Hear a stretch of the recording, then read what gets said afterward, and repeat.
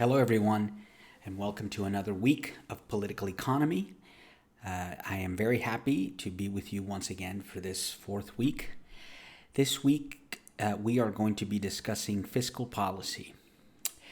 And I think for this week, I'm going to change the format a bit just to kind of break the monotony or at least just to do things a little different. I also, and I'll tell you what I mean by that, I also want to spend just a little bit more time on explaining the assignment and the assignments for this week and the expectations for that, because I want to make sure that we are clear about what I expect from you in both the written assignment as well as the entry, right? The journal entry. Very well. So this week we are talking about fiscal policy. So when we're talking about fiscal policy, necessarily we are talking about taxation, okay? But also we are talking about the government, the role of government in either promoting or promoting an expansion, right? Promoting growth through an expansionary policy, or restricting growth, or harnessing or slowing down growth through a restrictive policy. So it's either expansionary policy versus much more of a contractionary policy. So it's not just the taxes that government seeks to charge so that you have enough money, right? So that the government has enough revenues to pay for all of the things it needs to pay and meet its budgetary requirements. But it goes hand in hand with growth, right? You can't expect to generate revenues, tax revenues, if you don't meet those growth expectations for the economy. So this week we're going to be talking about that. All right, so let's get started. So what's on tap for this week? So you are to read your Weaver chapter 4. Then again, I'm going to do things a little different this week. I'm going to break the lecture into two parts. The PowerPoint lecture, which is the one that is accompanying this presentation, this lecture, but also there's a video on fiscal policy, and that one is uploaded in the platform. It's only about a 12-minute video, so you need to watch that, please, because it's very informative, and I think it does a better job than the book. Okay, so at least it's a little bit more intuitive, and you can understand it better. So please watch that video. Then we have our written assignment and we have our journal. So those two are your deliverables, and then the midterm exam. Okay, we do have the midterm exam that you are to complete for this week as well. Okay, so let's talk a little bit about what we mean by fiscal policy and why is this important for us as public administrators or individuals that are going to be working in the public sector, perhaps. Okay, so some of the key concepts that we need to understand for this week as far as the readings are here. So first of all, what's the difference between expansions versus recession? Okay, the economy goes through two different cycles through different stages within the cycle, and we'll see that here in the next slide. It either expands, right, or it falls into it contracts, which we refer to as recessions. So expansions are periods of economic growth where GDP is growing. Recessions are periods of economic contraction where GDP is actually contracting, it's negative. Okay? And so when the government is faced with either of these two periods, it determines which of the policies is the one that is best to get the economy going again. And it either employs a contractionary policy or an expansionary policy. And again, this has to do with the stage that you find yourself in the business cycle. We'll see that in the next slide. We'll look at a picture of what I'm talking about when I say the business cycle. Okay. But this essentially, we're talking about the role of fiscal policy, okay, and what role does the government play in stimulating economic growth or kind of holding the economy in check when it starts to overheat. This is something that we saw, for example, in the Great Recession. If you remember that, at least some of you remember that, right? The Great Recession that happened, almost 13 years ago or 12 years ago. And it affected the entire world, the entire global economy, but specifically the United States. Okay, and how significant that was in terms of the growth for the next few years. This was during the Obama administration, so it had an impact on growth. It had an impact on savings. It had an impact on employment. It had an impact on the budget, right? And what role, for example, did the government play in terms of stimulating the economy? Did the government play enough of an aggressive role to stimulate economic growth? Were they too passive? Right? These are questions that we can ask ourselves, and certainly they are debatable and they are subject for research. Right? I encourage you to do your own research and to find your own conclusions. And of course, we can compare the role of government and managing that recession to how government has managed both during the Trump administration and now this administration, the Biden administration, how the government has managed the contraction in the economy as a result of the pandemic and all of that, of course, right? And so, what role have stimulus packages have had on the economy? Have they worked? Have they not worked?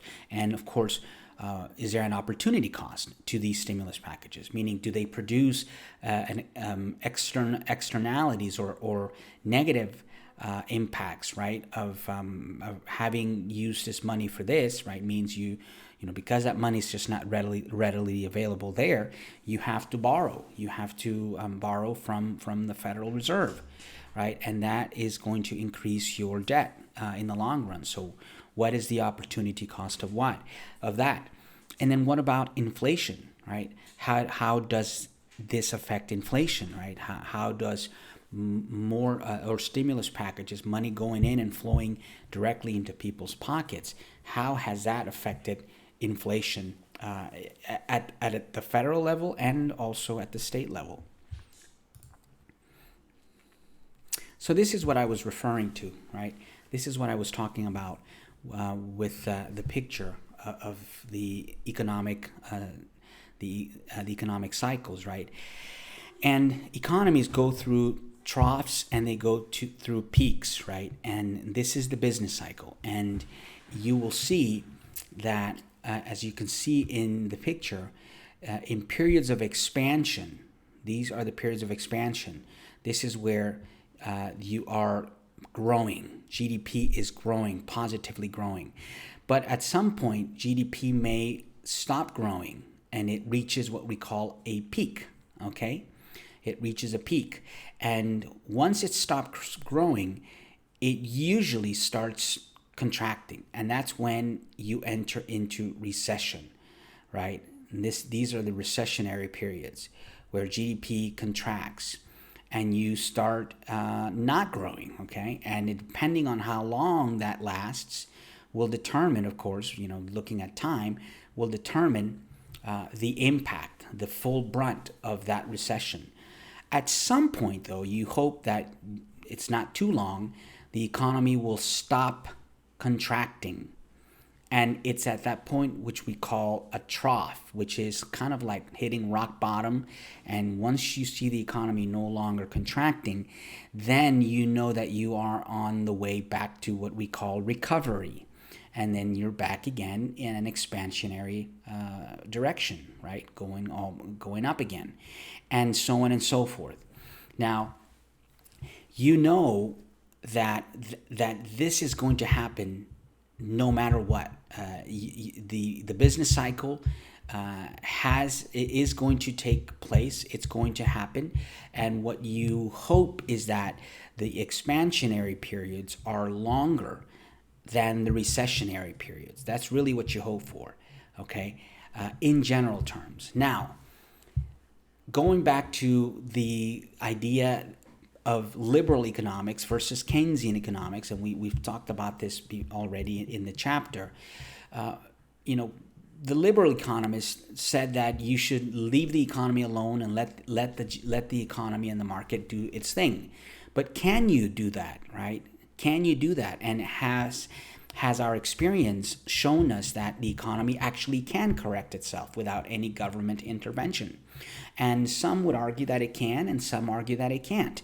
And of course, those that argue that it can't are the ones that tend to agree with Keynesian economics, right? John Maynard Keynes, the great economist of the 20th century, who basically said the economy cannot just fix itself. And you need to have government intervene with sound fiscal and monetary policy in order to get it either going, right, to get it out of recession, or to hold its expansion and prevent inflation, prevent the economy from overheating, right, if it's going too fast. So this was the great contribution of John Maynard Keynes, his economic Keynesian economics, which we call it, and it was all about the role of government in employing expansionary policy, which is, for example, what the government did not do during the Great Depression. Right? Remember, Keynes was writing in the 1940s, and he was responding to what we saw in the Great Depression.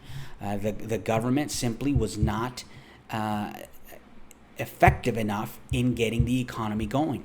There was no sound policy, and so those were some of the conclusions that he arrived at.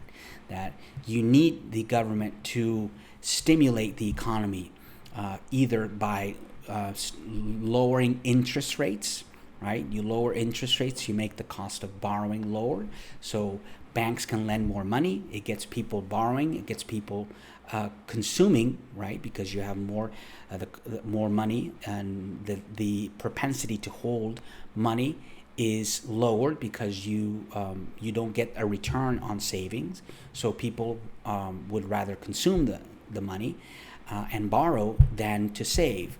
And so lowering interest rates, it's one part of expansionary policy.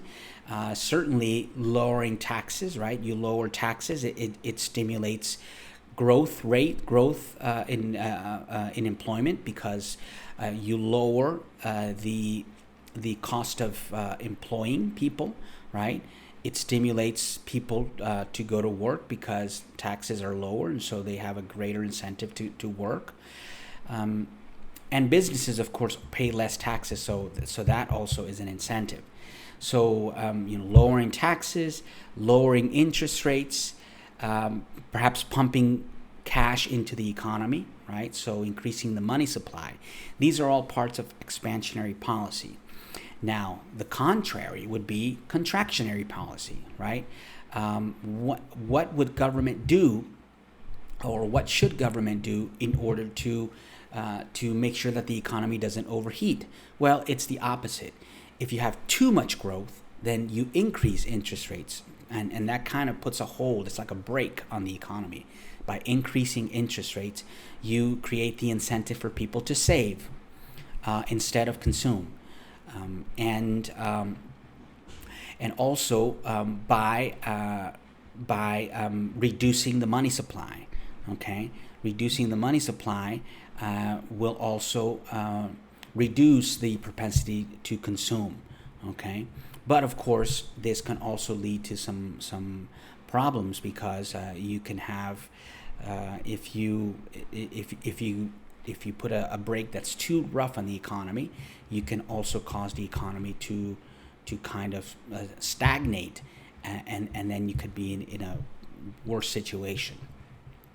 There's also the question of debt. Okay, what about debt? Because one way to stimulate economic growth is by pumping money into the economy, but as we saw in these fiscal I'm sorry, not fiscal, but stimulus packages that the government has approved going back to 2020, right?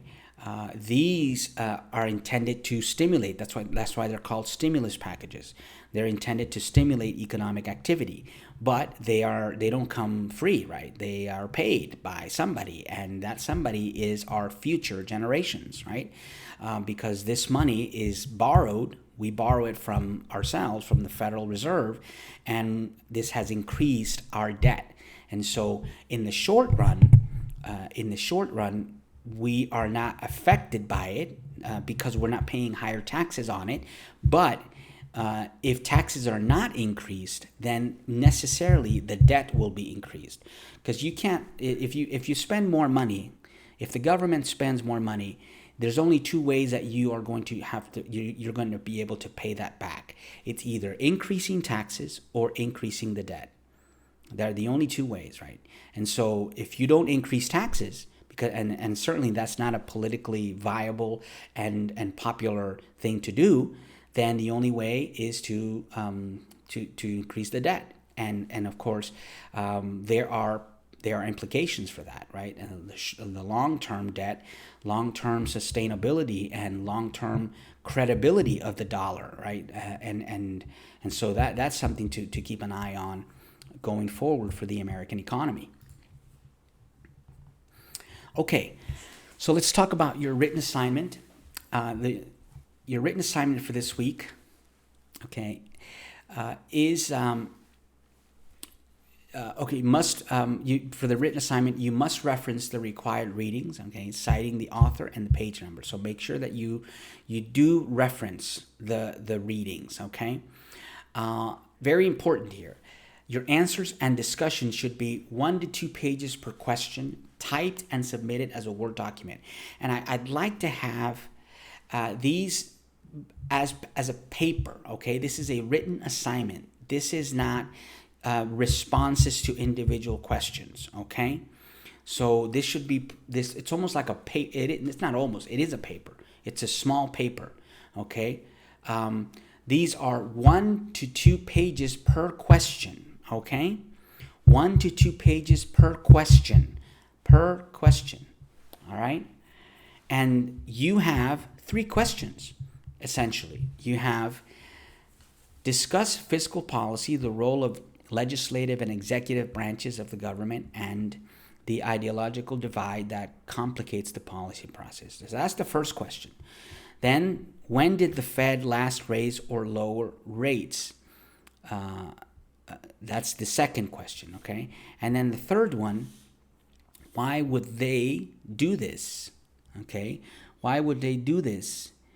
And what was the intended impact? Okay? Now, the idea here is I know that, for example, for the first question, you might be able to provide 2 pages, okay? So you might be able to provide 2 pages for that first question, okay? And I guess that would compensate if you, for example, if you provide 2 pages for that first question, which is you could extend yourself in that one longer. and then provided half a page on question 2 and 3, then that would be a total of 3 pages. Okay, well, that would be fine. That would be okay. All right. And again, I'm not one to be only looking at quantity, because I look at quality also. That's more important to me. But I do want to stress the importance of turning in a thorough assignment. Okay, a thorough assignment. One page assignment, or 1.5 pages in total, is not going to get you the points that you need to get. Okay, it's going to be insufficient. It's below expectations. So that's what I want for you to be clear, please, is that you should be thinking about 3 pages for this assignment. That should be kind of in your head. 3 pages. Okay.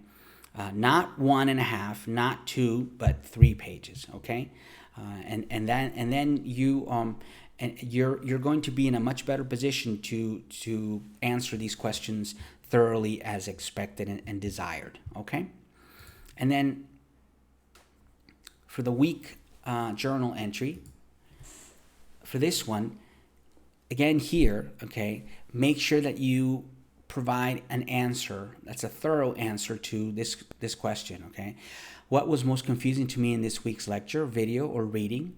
If nothing was confusing, what was the most interesting or surprising? Okay, any insight that you gained as a result of this week? All right, and then so for this, I'm expecting a journal entry, 100 words. Okay, that's not many. But please, 100 words. And while I'm not going to be overly picky with APA, because this is just a journal entry, I am, though, picky when it comes to grammar and proper writing for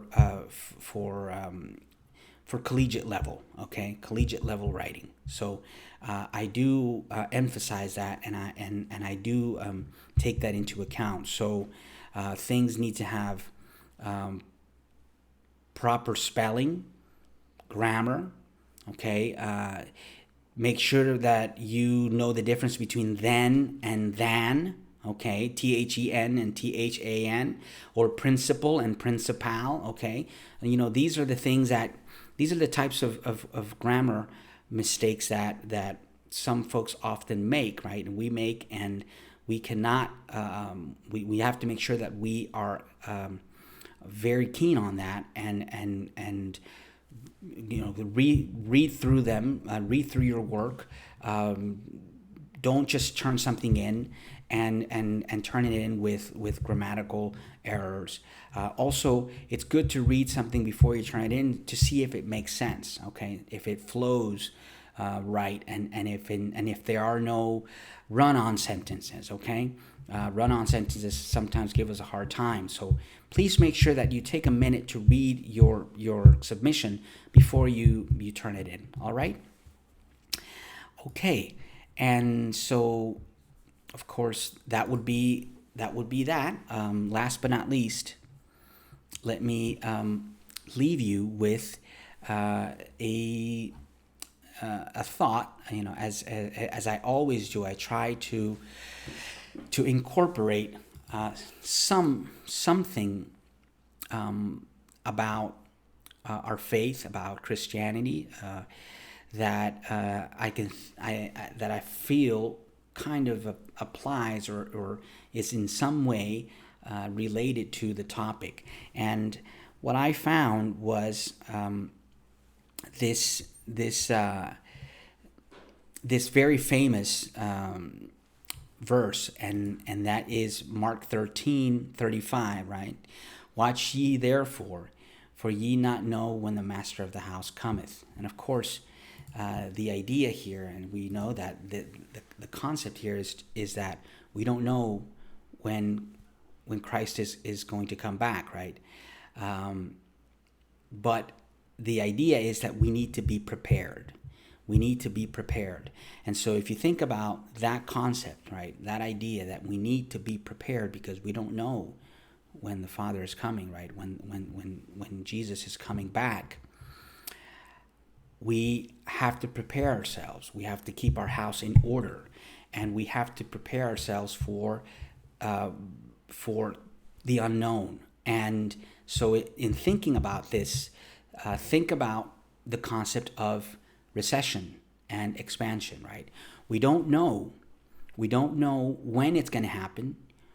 We don't know recessions, that is, right? We don't know how long they are going to last. And when we have expansions and it's bonanza and it's high times, we don't know how long they are going to last. We don't know when they're going to end.